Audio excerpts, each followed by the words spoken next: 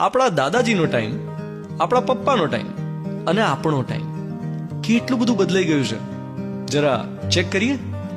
જો દાદાજી સાયકલ ચલાવતા, પપ્પા સ્કૂટર ચલાવતા અને આપણે ફેન્સી બાઇક અને કાર ચલાવી શકીએ છીએ.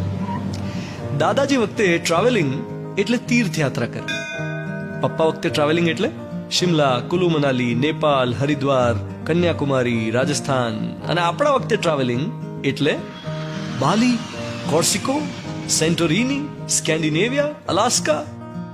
દાદાજીના ટાઈમે ટ્રેનમાં ટ્રાવેલિંગ એટલે ભીડ, ધક્કા મુક્કી, જગ્યા મળે કે નહીં ખબર નહીં.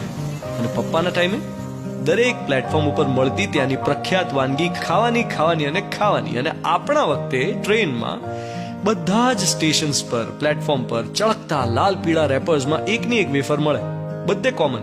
અને ઓનલાઈન ઓર્ડર કરો તો જમવાનું ડબ્બામાં સીટ સુધી આવીને આપી જાય. દાદાજીના ટાઈમે એસી નહોતા, પંખાએ નહોતા. પપ્પાના ટાઈમે એસી નહોતા, કુલર હતા, ખસની ટટ્ટી હતી.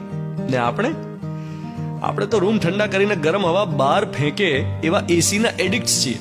શિયાળામાં એ ગાડીઓમાં એસી હોય, કોર્પોરેટ ઓફિસમાં એસી ચાલુ જ હોય.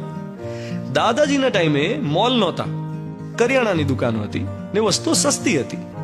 પપ્પાના ટાઈમે ચીજ વસ્તુઓ સરળતાથી મળતી નહોતી, રેશનિંગની લાઈનો રહેતી, તેલના 50 પ્રકારો નહોતા, શેમ્પુ જન્મ્યું નહોતું, આમળા શિકાકાઈના સાબુથી વાળ ધોવાતા. અને આપણું ફ્રીજ ભરચક હોય છે. માત્ર એક ક્લિક કરીને 500 રૂપિયાની શેમ્પૂની બોટલ તરત મંગાવી શકીએ છીએ. એક ક્લિક કરીને દુબઈથી ખજૂર ઓર્ડર કરીએ છીએ. દાદાજી વખતે વસ્તુઓ અવેલેબલ નહોતી, સર્વાઈવલનો સંઘર્ષ હતો. પપ્પા વખતે સિસ્ટમમાં કરપ્શન, લાંચ રિશ્વતને કારણે સંઘર્ષ હતો. અને આપણા સમયમાં મનના કરપ્શન સામે સંઘર્ષ છે. હવે આ બધું જ જો સરવાળે જોઈએ ને તો ખરેખર દાદાજીની કમ્પેરિઝનમાં આપણી લાઈફ પ્રેક્ટિકલી બહુ ઇઝી છે. તો પછી કેમ રો કરીએ છીએ નાની નાની વાતોમાં કે હાય મારી લાઈફમાં તો બહુ સ્ટ્રગલ છે.